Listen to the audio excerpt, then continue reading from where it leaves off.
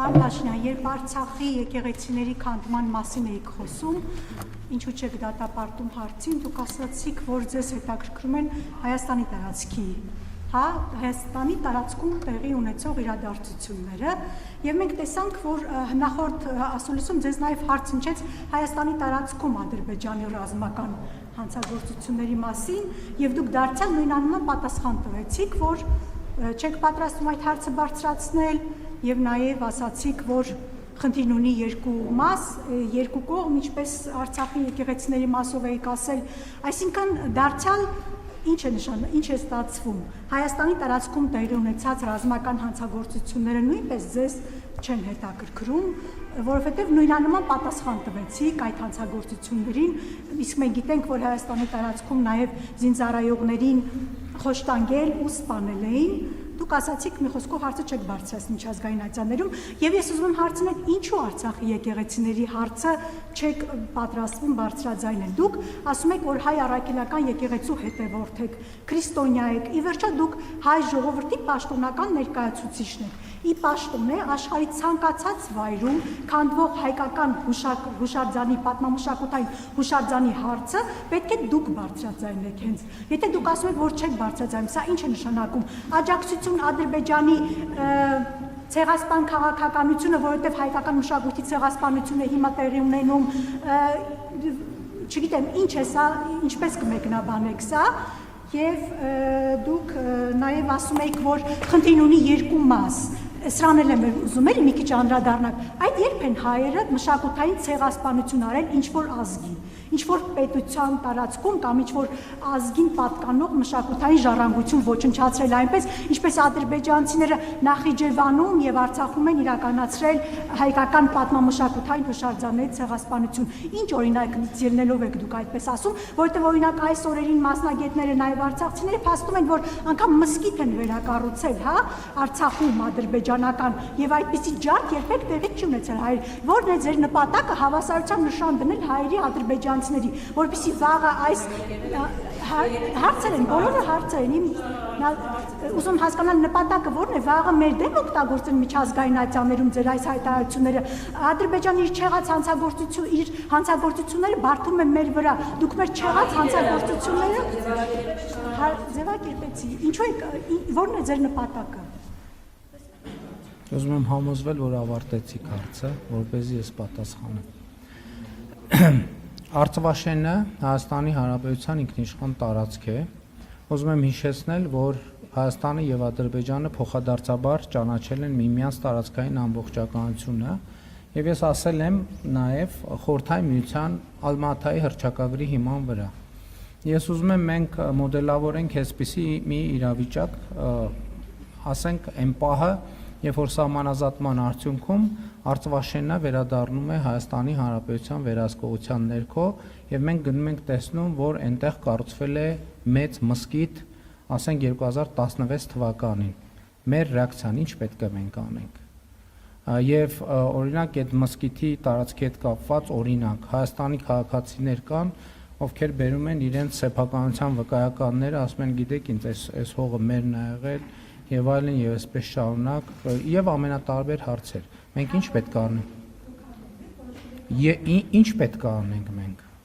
Այդ թվում կարող է լինել նաեւ այդպիսի որոշում, որովհետեւ երբ որ ասում ենք պատմամշակութային հուշարձան, մենք պետք է հասկանանք, պատմամշակութային հուշարձանը ինքը որոշակի կրիտերիաներով եւ կատեգորիաներով անցնող հուշարձան է։ Եվ ելի ուզում եմ ասել, որ եկեք չմոռանանք, որ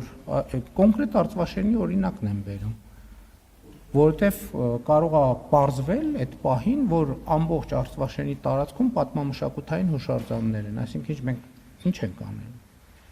Ձեր նշած պատմամշակութային հուշարձաններն են։ Ես համաձայն չեմ, որ այդպես է։ Համաձայն չեմ, որ այդպես է, որովհետև այդ թվում մի բանի մասին խոսելիս պետք է ամբողջական խոսել։ Եվ դուք ասում եք, ինչ Հայաստանը երբ է ինչ արել, ես այդ հարցին պատասխանելու ցանկություն չունեմ։ Ես տեսնում եմ, որ Ադրբեջանն էլ նույն կերպ Հայաստանի մասին տարբեր բաներ է ասում։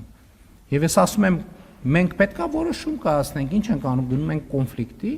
ինչ եք ասում, Հայաստանում խոսում է բազմաթիվ ռազմական հանցագործությունների մասին, Ադրբեջանում էլ է խոսվում։ Այսինքն չի՞ է ձեզ թվում, որ մենակ Հայաստանում լրագրողներ կան, հայրենասեր ընդ որում, որոնք անդադ այդ հարցերը բարձրացնում են։ Այնտեղ էլ են բարձրացվում եւ այնտեղ էլ են նույն հարցերը դրվում։ Եվ հարցը հետեւյալն է, մենք ինչ ենք անում։ Ինչ ենք անում մենք։ Որն է մեր ռեակցիան։ Մեր ռեակցիան պետք է հիմնվի այն պայմանավորվածությունների վրա, որոնք թղթի վրա արձանագրված եւ հրապարակված են։ Այսինքն հակառակ դեպքում այդ էլ եմ ասում, բոլոր կոնֆլիկտները հայրենասիրական ռիտորիկաների վրա են հիմնված։ Այսինքն հիմա դուք ինձ հարց եք տալիս, որ ես բան անեմ, սկսեմ ասել ներկայացնել ձեզ, թե Ադրբեջանը ինչի մասին է խոսում։ Ինչ որ արձանագրված պատմամշակութային հուշարձան է, արձանագրված պատմամշակութային հուշարձան է, բայց ես ասում եմ վաղը մյուս օրը գնացինք տեսանք Արցվաշենում ենթադրենք կառուցած է ինչ-որ մի բան։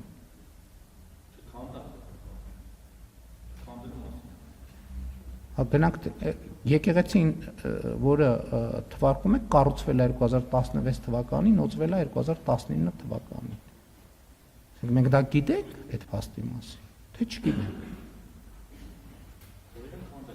Հա, ես ասում եմ կարա լինի տենց իրավիճակ, որ ասենք Արցվաշենում մենք ունենանք նման իրավիճակ։ Այսինքն արցվաշենցիները գնալու են այդտեղ ապրելու են, ասելու են լավ, ոչինչ պատմամշակութային հուշարձան է։ Ես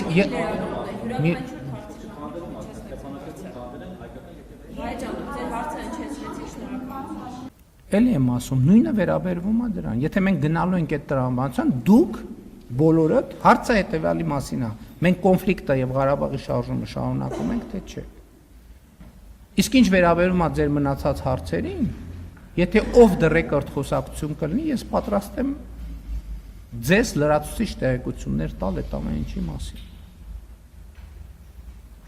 Ձեզ եւ մնացած բոլորին, չնայած ես կարծում եմ, որ դուք գիտեք այդ տեղեկատվությունը եւ ձև եք անում, թե չգիտեք։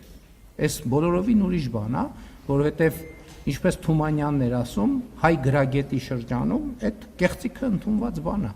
որ կեղծիքի տրամաբանությամբ առաջնորդվեն եւ չիմացող մարդկանց էլ կեղծիքով առաջնորդեն։ Դա նորմալ բան է։ Նորմալ, այսինքն Թումանյանն է դեռ իր ժամանակներում շատ հայտնի հոդվածներով այդ փաստը արձանագրել։ Հիմա այդ ավանդույթը շարունակում ենք։